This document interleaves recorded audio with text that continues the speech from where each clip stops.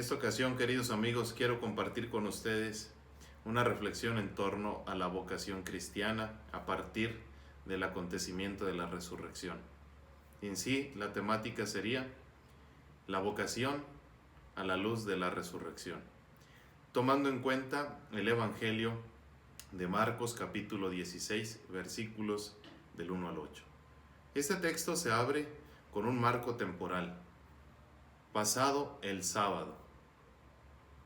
El sábado quiere decir que han quedado atrás las realidades judías, las instituciones judías quedan en el pasado, porque el primer día de la semana, lo que sigue, Jesús en la resurrección ha dado paso a aquello para poner la realidad de la resurrección como el centro y culmen de la vida, de la creación misma.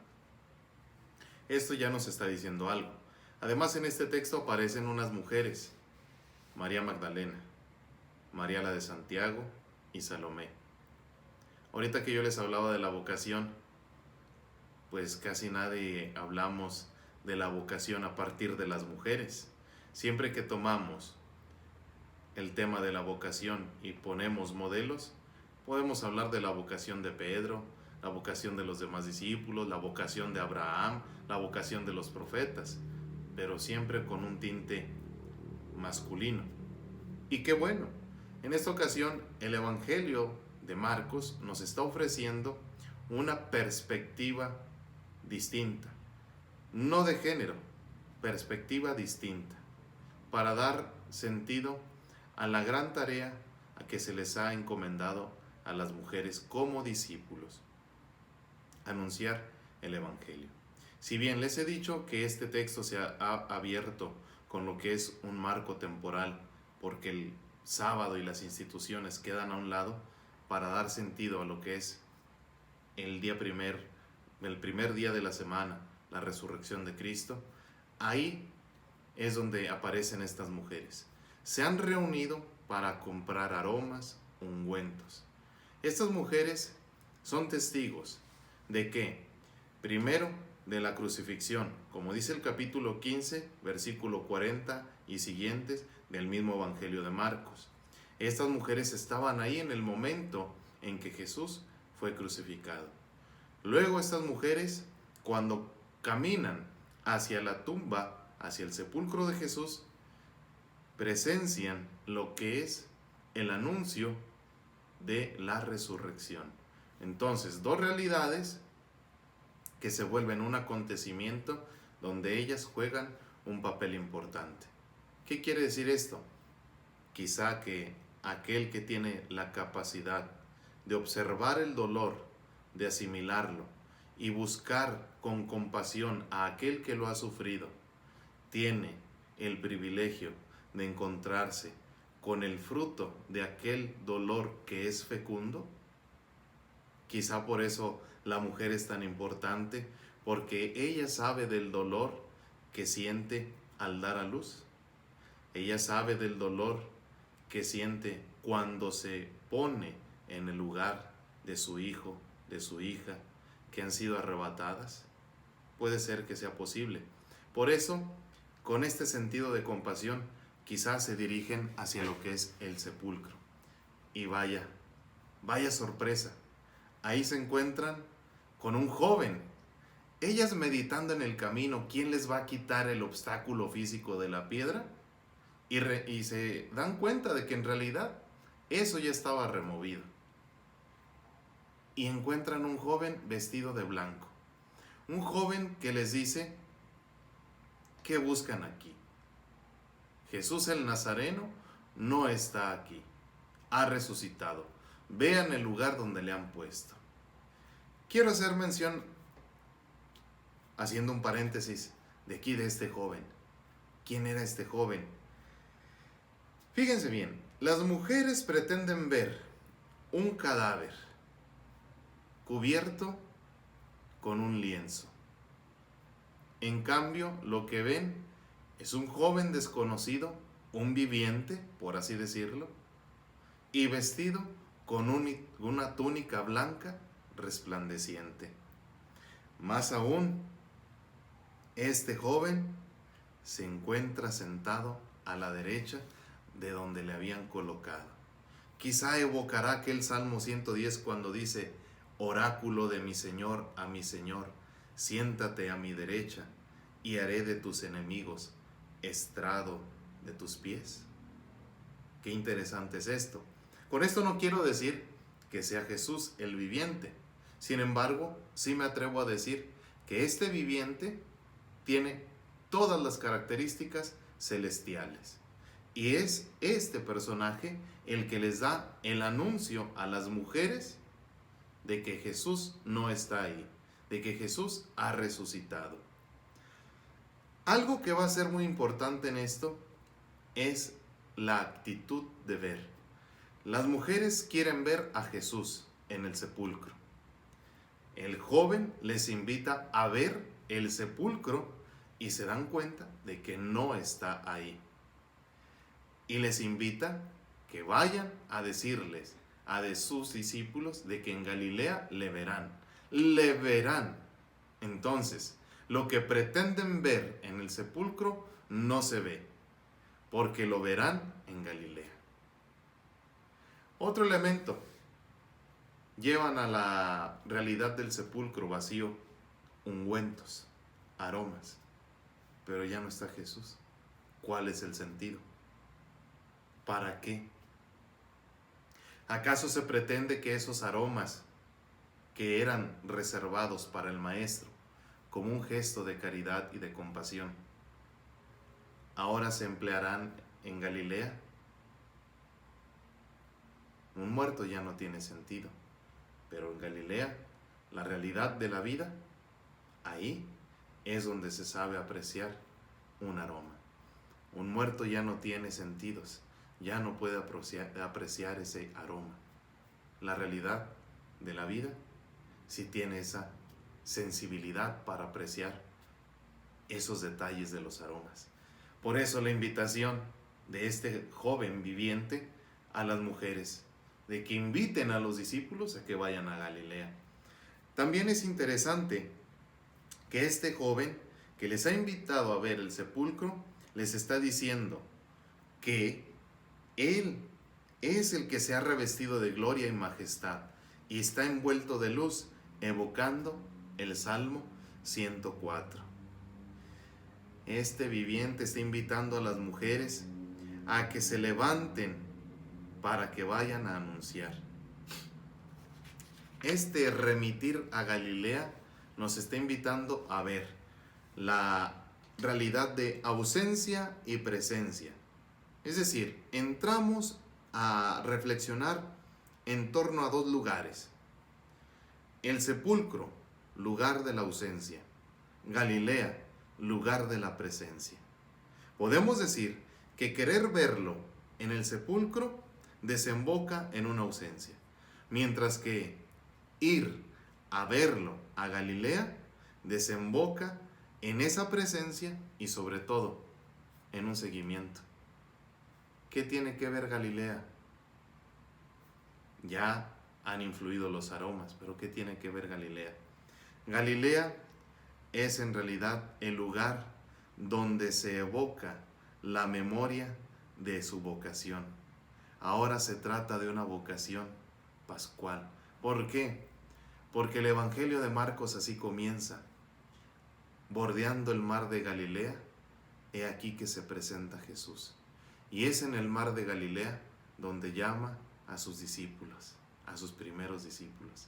Y les dice, vengan detrás de mí. Y esto es muy interesante, que vengan detrás de mí. ¿Por qué? Porque el viviente también ha dicho a las mujeres, en Galilea les precederá. Interesante, porque esto tiene toda una connotación o una tradición veterotestamentaria muy rica. Podemos citar el libro del Éxodo en el capítulo 13, versículos del 21 al 22, el Salmo 68 y el libro de los Números, capítulo 14, versículo 14. En todas estas citas que he mencionado, se menciona o se dice que el Señor va delante de su pueblo, va delante de aquellos a los que Él ha elegido. Así, Jesús, con toda autoridad divina, como resucitado, precede a sus discípulos en Galilea, como cuando subía delante de ellos camino a Jerusalén. Por eso, interesante, camina delante de ellos hacia Jerusalén. Jerusalén es el lugar de la muerte, aquello que han presenciado las mujeres. Es el lugar del sepulcro, pero también Galilea es el lugar de la vida. Nos movemos en esa realidad de los lugares, y es ahí donde tenemos que descubrir la realidad de la vocación. Es aquí donde les decía que el hilo conductor de este texto se mueve en torno a la actitud del ver. Verle a Jesús en realidad significa seguirle. ¿Cuál es la vocación específica de estas mujeres? Hay un detalle que no podemos pasar desapercibido.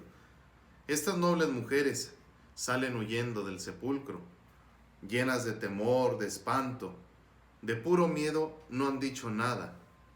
Sin embargo, frente al anuncio de la resurrección, podemos preguntarnos, ¿por qué se han quedado calladas? Pues por esto, porque hay una gran desproporción entre la realidad de salvación y la realidad humana. Cuando Dios habla, el hombre, nosotros nos asustamos, corremos llenos de temor, como cuando el Señor le dijo a Adán en el día de la creación, ¿dónde estás? No en el día de la creación, sino en aquella creación, ¿dónde estás?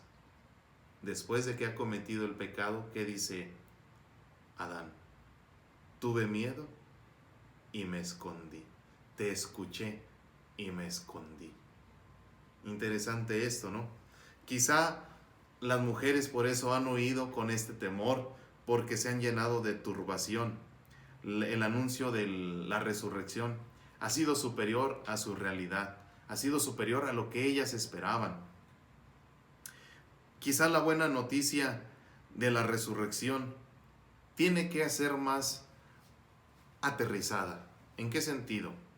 En que en las mujeres quedan turbadas, porque en realidad la resurrección se continúa en la vida de cada uno de nosotros, o en la vida de cada una de ellas que quieren precisamente ir a verle a Galilea.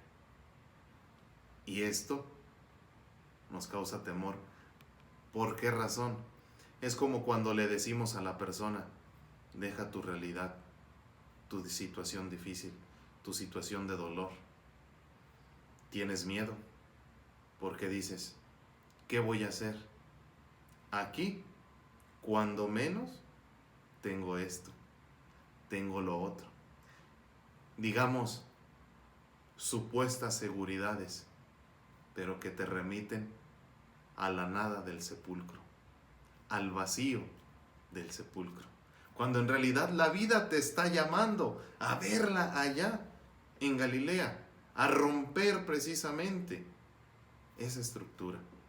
Y esto me recuerda precisamente la realidad del pueblo de Israel, cuando llamado a salir de Egipto y enfrentarse a la realidad difícil del desierto, que dicen, ¿para qué nos has traído aquí? Para morir de hambre.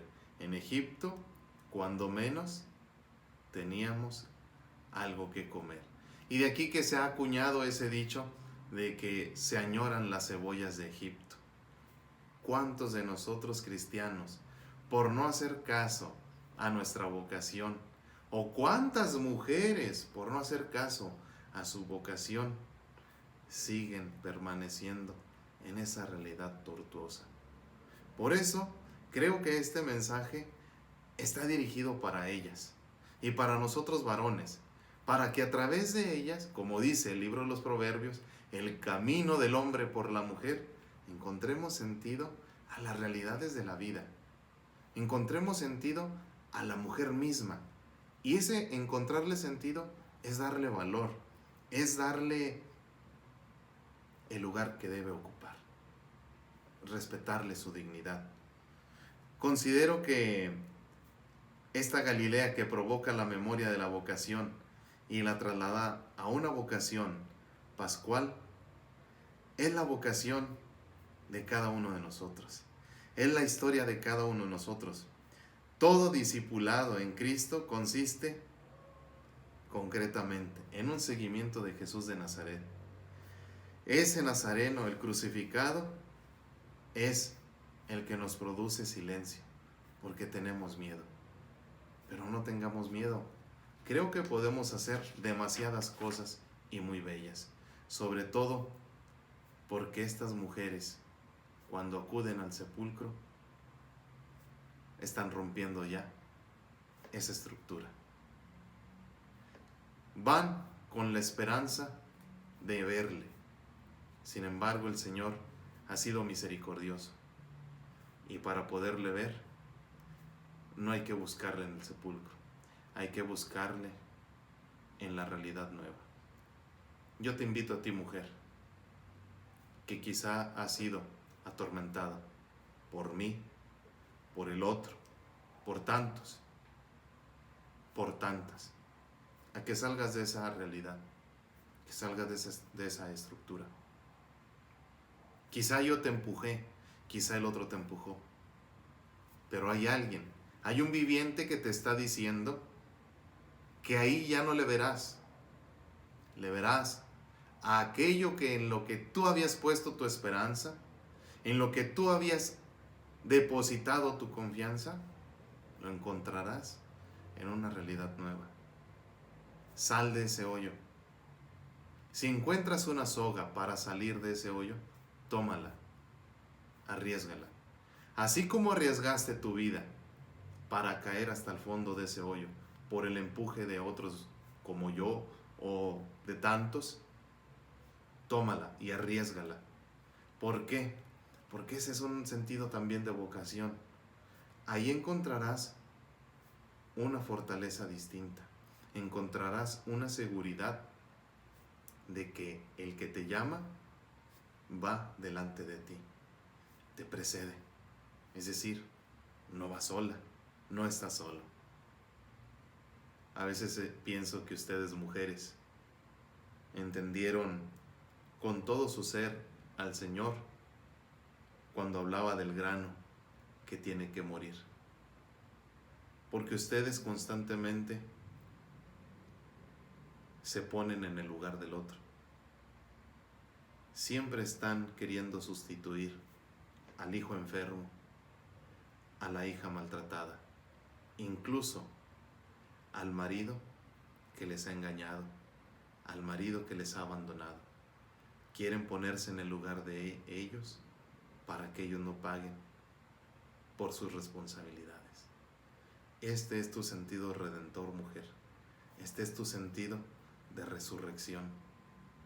Yo te invito a que ese ungüento que llevabas para el Señor y que llevas para ese lugar de muerte, lo reserves. Lo reserves para que primero te transformes tú. Te transformes como auténtica discípulo. Y luego, con ese aroma que has reservado, inundes la realidad familiar, la realidad personal.